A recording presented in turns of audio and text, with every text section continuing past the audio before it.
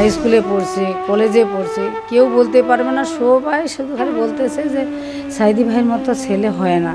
এত ওনার আচার ব্যবহার, এত কথাবার্তা, এত তার নম্রতা ভদ্রতা। তো আমি আস্তে আস্তে কোর্টে যাচ্ছি, যখন কোর্টে দেখলাম ওর অবস্থা, হায় রে আল্লাহ, আমি আর ওর অবস্থার কথা বর্ণনা করতে পারবো না। জাদু শোনা আমি আর সহ্য করতে পারি না ওর কষ্টের বর্ণনা। 3 মাস হয়ে গেল, এখনো তুমি নিজে দাঁড়াতে পারো না। তুমি আমাকে কি বলতেছো, কি বুঝাচ্ছ যে আমি ভালো আছি, মা ভালো আছি, ভালো আছি, তোমার ভালো কোথায়? তো ও তো আমাকে বলতেছে যে মা নবীর আমলে কত কষ্ট করেছে, নবীরা তার তুলনা আমরা কি, আমাদের এটা কষ্ট কোনো কষ্ট না। যে হাত দিয়ে আমার ছেলেকে এরকম করে এই জালেম জাহেল গেলা পিটাইছে, আল্লাহ তাদের বিচার যেন অবশ্যই করে।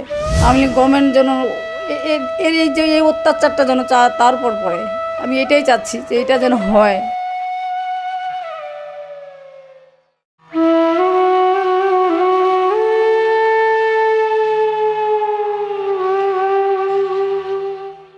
এখন আমার ছেলের বর্ণনা আমি কী দেবো বাবা, সেটা কি আমি আর নিজের ছেলের গুণগান অত দিতে পারি নাকি, সেটাও আমার ঠিক হবে না। তা আমি মা হয়ে আমি আর চেপে রাখতে পারি না। আমি বলতেছি, ছোটোবেলা থেকে ভাই বোন একসাথে মানুষ হয়েছে, কোনো দিন কারোর সাথে কোনো রকম ঝামেলা করেনি আর কি, এক কথায়। তারপরে যে পড়ালেখা লাইনে ও গেছে, হাই স্কুলে পড়ছে, কলেজে পড়ছে, কেউ বলতে পারবে না। সবাই শুধু খালি বলতেছে যে সাইদি ভাইয়ের মতো ছেলে হয় না। এত ওনার আচার ব্যবহার, এত কথাবার্তা, এত তার নম্রতা ভদ্রতা, আমরা কোনো ভাইকে এরকম দেখিনি। সবাই তো খুব ইজিস আপা, আপনি যে এত একটা গর্বিত মা, শুনলে আপনার ছেলে জেনারেল সেক্রেটারি হয়ে গেছে, এগুলো শুনে তো আমি কাঁদবো না, হাসবো না, আনন্দ করবো না, কি করব, আমি আর তোমাদেরকে বর্ণনা দিতে পারবো না সেটা। তারপরে আবার শুনলাম যে আবার যেদিন ও আবার কেন্দ্র সভাপতি হয়েছে, সেদিন তো আনন্দের একটা উল্লাস আমার ফ্যামিলিতে জেগে উঠছে। ইস, আমার ঘরের ছেলে, আমাদের ঘরের ছেলে আবার কেন্দ্র সভাপতি হয়ে গেল, আমরা কি কম গৌরব আমাদের।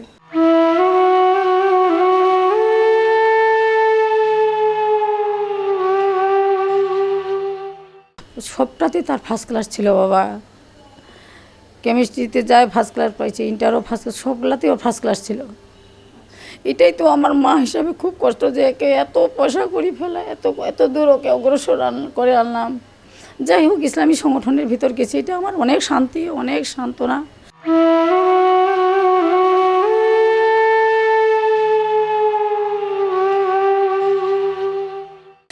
যে মানবিক অত্যাচার তারপর হয়েছে, আমি তো পরে, আমাকে তো কিছু জানায়নি, কেউ কিছু জানায়নি যে তারপরে এরকম অত্যাচার হয়েছে, এরকম শাস্তি দিছে, ওকে এরকম করেছে। পর্যায়ক্রমে আমি আস্তে আস্তে আস্তে আস্তে শুনতে পারছি, আমাকে ছবিগুলোও কেউ দেখায়নি যে এরকম অবস্থা ছিল, কি এরকম ভালো আছে। রিমান্ড তো হবেই, রিমান্ড মানে কি, শুধু একটা ওর মানবিক চর্চা। আমাকে শুধু এটাই বলতেছে যে মা রিমান্ড মানে কি, আমার ছেলেগুলা বলতেছে যে রিমান্ড মানে কি, রিমান্ড মানে হচ্ছে কি, আমি রিমান্ড মানে কি, রিমান্ড আমি শুনতেছি যে অনেক শাস্তি, অনেক কষ্ট। কোথায় না মা, না সেটা না, ও একজন কেন্দ্রের সভাপতি, ওকে কি এরকম শাস্তি দেয়? শুধু মানসিক চর্চা, এই মানসিক চর্চা এটাই খালি, আর অন্য কিছু না। এখন তো আমি আস্তে আস্তে কোর্টে যাচ্ছি, যখন কোর্টে দেখলাম ওর অবস্থা, হায় রে আল্লাহ, আমি আর ওর অবস্থার কথা বর্ণনা করতে পারবো না। জাদু শোনা আমি আর সহ্য করতে পারি না ওর কষ্টের বর্ণনা।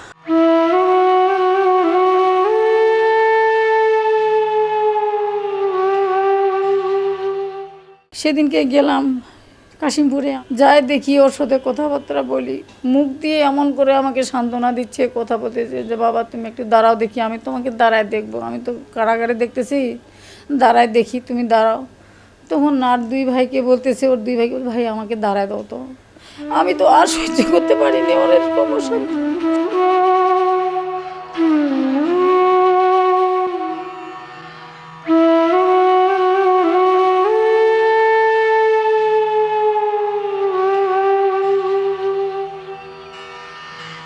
3 মাস হয়ে গেল, এখনো তুমি নিজে দাঁড়াতে পারো না। তুমি আমাকে কি বলতেছো, কি বুঝাচ্ছ যে আমি ভালো আছি, মা ভালো আছি, ভালো আছি, তোমার ভালো কোথায়?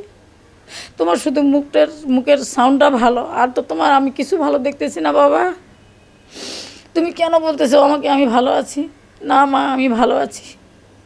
তুমি কষ্ট পাবে না, আমি খুব ভালো আছি। আমাকে এরকমভাবে ও সান্ত্বনা দিচ্ছে। ওর সান্ত্বনা তো আমি বুঝতে পারছি যে ওর ভালোটা কতদূর কী। সবাই কষ্ট পাচ্ছে বাবা, সবাই কষ্ট পাচ্ছে। কী ধরনের কষ্ট ওরা পাচ্ছে, শুধু ওর ভাই বোনরা না, ওর মামারা 5 ভাই, এরা 5 ভাই। আমার ভাইদের সাথে আমার এত আন্তরিকতা, এত আমরা ভাই বোনেই, আর মামা ভাগিনা ওদের এত সম্পর্ক ভালো।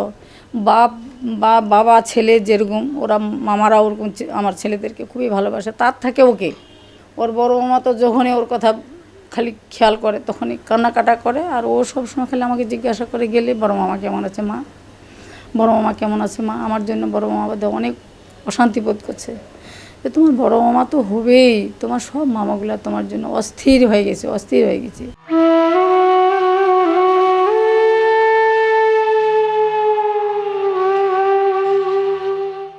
না না, সেটার জন্য আমার দুঃখ নাই।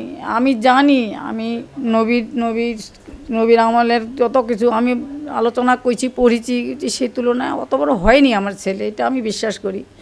যতটুকু হয়েছে এটা যে আমি সহ্য করতে পারি না বাবা, মা হয় যে আমার ছেলেরা, ও তো আমাকে বলতেছে যে মা নবীর আমলে কত কষ্ট করেছে নবীরা, তার তুলনা আমরা কি, আমাদের এটা কষ্ট, কোনো কষ্ট না।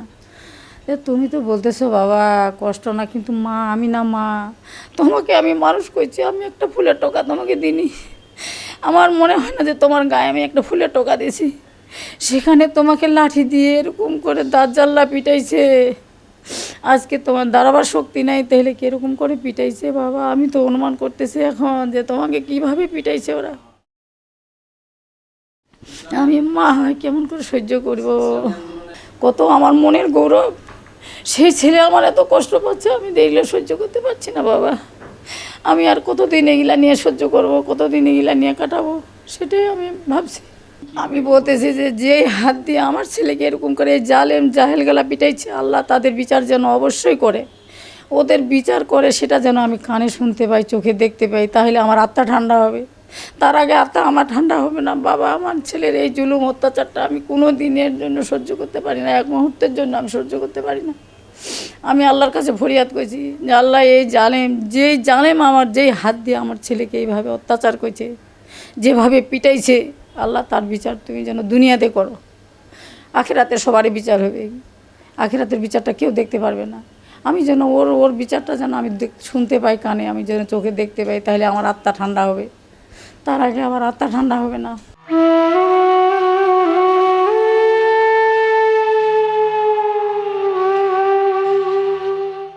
কি বলবো, ওরা যেন নিশ্চিহ্ন হয়ে যায়, ধ্বংস হয়ে যায়। আমি গভর্নমেন্ট যেন এর এই যে এই অত্যাচারটা যেন তার উপর পড়ে, আমি এটাই চাচ্ছি যে এটা যেন হয়।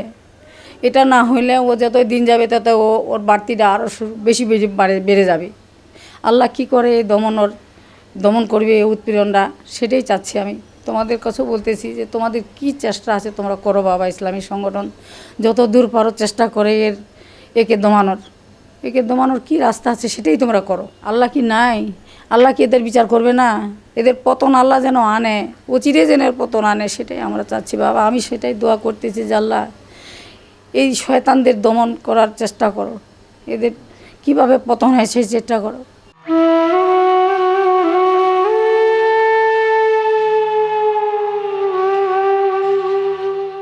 সবাইকে ভালো রাখুক আল্লাহ, সবাইকে তৌফিক দাও যেন তোমরা শক্তি দিয়ে, তোমরা প্রাণ দিয়ে ইসলামী সংগঠনকে রক্ষা করতে পারো। আমি এটাই আল্লাহর কাছে সবসময় কামনা করছি। আল্লাহ ইসলামী সংগঠনকে যেন শক্তি দেয়, ইসলামী সংগঠনকে যেন ভালোভাবে বাঁচায় বাবা।